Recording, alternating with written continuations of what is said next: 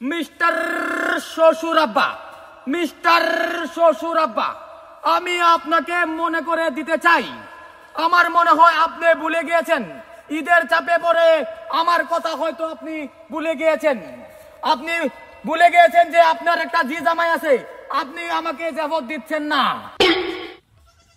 শুনছ তোমার কইছিলাম জি জামাইটা রাইজা ফত্তা দিয়া লাও না, কমে যাবো। শ্বশুর আব্বা, আপনি কিন্তু আমাকে জাফত দিচ্ছেন না।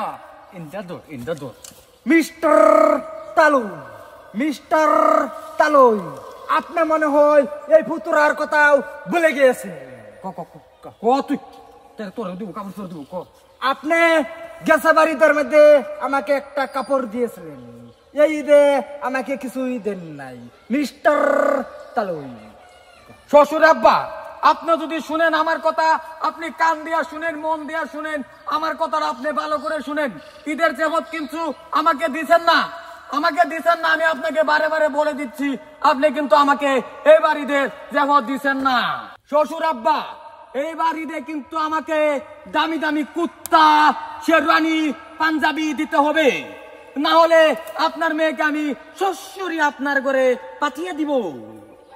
মিস্টার তালু, শুনুই হ্যাঁ বলে কুর্তা পাঞ্জাবি শেরওয়ানি বলে লাগে, হারাম করে দেখছো অবস্থাটা। তুমি যত রঙের এই বাহানা করো, তোমার কহালে এই তারি একটা লুজ দিও না। তুমি যে আমার ধেরে নিছ, এটা তোমার বাপের ভাগ্য। কাম হইছে কিন্তু আমার মনে শুনতেছে না, বাড়ির ভিতরে ঢুকে পড়ি। মিস্টার নি শ্বশুর আম্মি, মিস্টার শ্বশুর আব্বা, আপনাদের গোষ্ঠীর ঠাউর জামাই আপনাদের বাড়িতে প্রবেশ করতেছে। আপনারা আপনাদের জামা কাপড় ঠিক করে বসে, ঠিক করে বসে। আপনার পুত্ররা সাথে চলে এসে। ঠিক কইছো। এই যে ভাইটাই হচ্ছে, হ্যাঁ বলে তো কইতেছি তাও তো বাড়ার থেকে শোনা যাইতেছে। কি করা যায়? আমি বলাই আব্বা, শ্বশুর আব্বা, কানো তো সিধা কানো আর আপনি কই পলাবার চেষ্টা করতেছেন?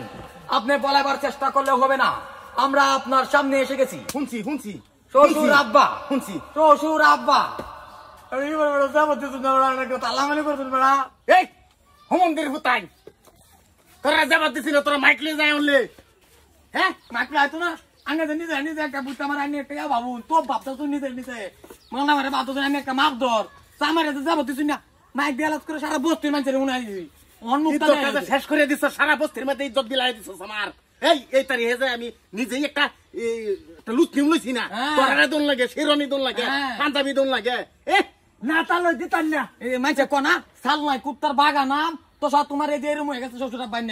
হ্যাঁ তোরা বস্তাটা মুখ করবেন তো লেভেল ছাড়তেন না, আইনের যে এরম অবস্থা, বস্তাটা মুখ করেন তো লেভেল ছাড়তেন না।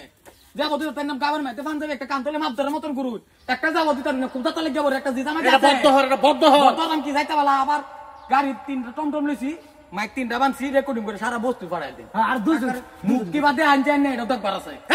হারাম করে দল তোরা ছেড়ে দিছি, এটা তো তোর বাপের ভাগ্য। আমার বাহের ভাগ্য নেই, আমার ভাগ্য সেটা ঘুরাইতে হবে। বুঝলা আমার বাবা একটু থামো।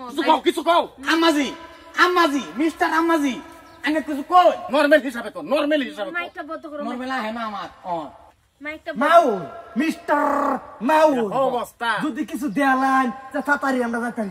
কইতাছে কি কাম করে দেবে বলে ঠিক করে লইতাম আগে। শুনছো আলাপ তার হারাম করে দল যাবি, যাইবে কিনতে। হ্যাঁ কিছে এমা এমা মারো শ্বশুর আব্বা আমাকে মারতাছে। আমি কই দে মাইক দা কইয়াম, একটা বার দিলে মাইক দা কইয়াম। এই দুনার সাবান সদ্য রাত কই দেম, সিধা সব কই দেম মাইক দা। হ্যাঁ না না তোরা করবার চাস কি? কাপড় করে দি বাইনা দিতেন না, দি বাইনা দিতেন না দেখো লঙ্গি খুলে লাগা। হারামপুর দেখা অবস্থা জামাই এডি কি করতেছো? হ্যাঁ আমার স্বামীর জামাই আমার ইজ্জত ধরেছ। হ্যাঁ জামাই তো তোমরা কোন এই হারাম দাদা দেশে ততলা হইতে তো একটা পিঠ হারাম করে দল।